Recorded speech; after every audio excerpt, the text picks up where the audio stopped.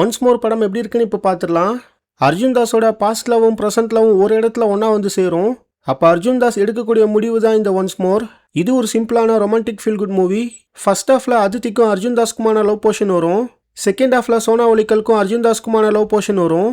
இந்த படத்தோட பெரிய ஹைலைட்டே மியூசிக் தான். இஷாம் அப்துல் வஹாப் மியூசிக்கில் பிரித்து மெஞ்சிட்டாரு. இந்த படம் போர் அடிக்காமல் போகவும் எமோஷன்ஸ் ஃபீல் குட் மூமெண்ட்ஸ்லாம் ஒர்க் ஆகவும் இஷாம் அப்துல் வஹாபோட மியூசிக்கை முக்கியமான காரணமாக சொல்லலாம். நிறைய இடத்துல பேக்ரவுண்ட் ஸ்கோர் நல்லா இருந்தது. வாக்கண்ணம்மா, இதயம், எதிரா புதிரா, இந்திரா, மிசோர்த்தின்னு மொத்தமாக 5 சாங் இந்த படத்தில் எனக்கு ரொம்ப பிடிச்சது. மியூசிக்காக பார்க்குறப்ப வேற லெவலில் ஒரு ஃபீலை உங்களுக்கு கொடுக்கக்கூடிய படம் தான் இந்த ஒன்ஸ் மோர். அர்ஜுன் தாஸை நிறைய படத்தில் நீங்கள் நெகட்டிவ் ரோலில் பார்த்துருப்பீங்க. அதை மறைச்சி ஒரு ஃபீல் குட் படத்தில் நடிக்கிறது ரொம்ப கஷ்டம். ஆனால் அர்ஜுன் தாஸ் அதை நல்லாவே பண்ணியிருக்காரு. அதித்திக்கு ஒரு சூப்பரான ரோலை கொடுத்துருக்காங்க. அவங்களோட பர்ஃபார்மன்ஸ் நல்லா இருந்தது. கிளைமேக்ஸ்க்கு முன்னாடி உனக்கு ஏன் என்ன பிடிக்கும்னு அர்ஜுன் தாஸ் அதித்தி கிட்ட கேட்குறப்ப அதித்தி சொல்லக்கூடிய அந்த பதில் நல்லா இருந்தது. சோனா ஒலிக்கல் அந்த காலேஜ் கல்ச்சுரல்ஸில் ஸ்டார்ட் பண்ணி பீச் சீன் வரைக்குமே சூப்பராக பண்ணியிருந்தாங்க. கிளைமேக்ஸில் அர்ஜுன் தாஸ் எடுக்கக்கூடிய அந்த முடிவு எனக்கு ரொம்ப பிடிச்சது. ஆக்சுவலாக இந்த ஸ்டோரி ஏற்கனவே நம்ம நிறைய வாட்டி பார்த்த ஒரு ஸ்டோரி லைன் தான்.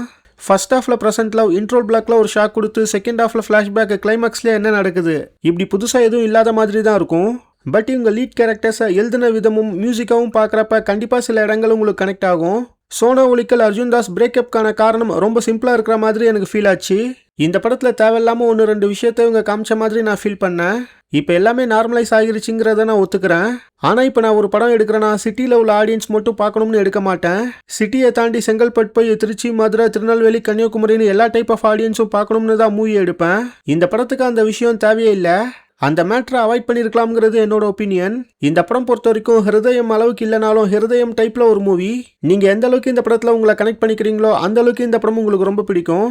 அதித்தி பண்ணுற விஷயங்கள் உங்களுக்கு கனெக்ட் ஆனாலோ, இல்லைனா சோனா ஒலிக்கல் பண்ணுற விஷயங்கள் உங்களுக்கு கனெக்ட் ஆனாலோ, இல்லைனா அர்ஜுன் தாஸ் மாதிரியான கேரக்டராக நீங்கள் இருந்தாலோ உங்களுக்கு இந்த படம் பிடிக்கிறதுக்கான வாய்ப்பு ரொம்ப அதிகம். 2 லிப்லாக் இந்த படத்தில் வரும். ஆனால் அது தப்பாலாம் தெரியாது.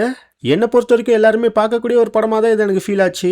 ஓவராலாக உங்களுக்கு ஸ்லோ பேஸ்டு ஃபீல் குட் படங்கள்லாம் பிடிக்காதுன்னா இந்த படம் உங்களை எந்த அளவுக்கு சாட்டிஸ்ஃபை பண்ணும்னு எனக்கு தெரியல. But slow based feel good படங்களை விரும்பி பார்க்குற ஆடியன்ஸ்க்கும் நல்ல மியூசிக் சாங்ஸோட ஒரு படம் பார்க்கணும்னு நினைக்கிற ஆடியன்ஸ்க்கும் கண்டிப்பாக இந்த படம் ரொம்ப பிடிக்கும். அந்த ஆடியன்ஸை கம்ப்ளீட்டாகவே இந்த படம் சாட்டிஸ்ஃபை பண்ணும்.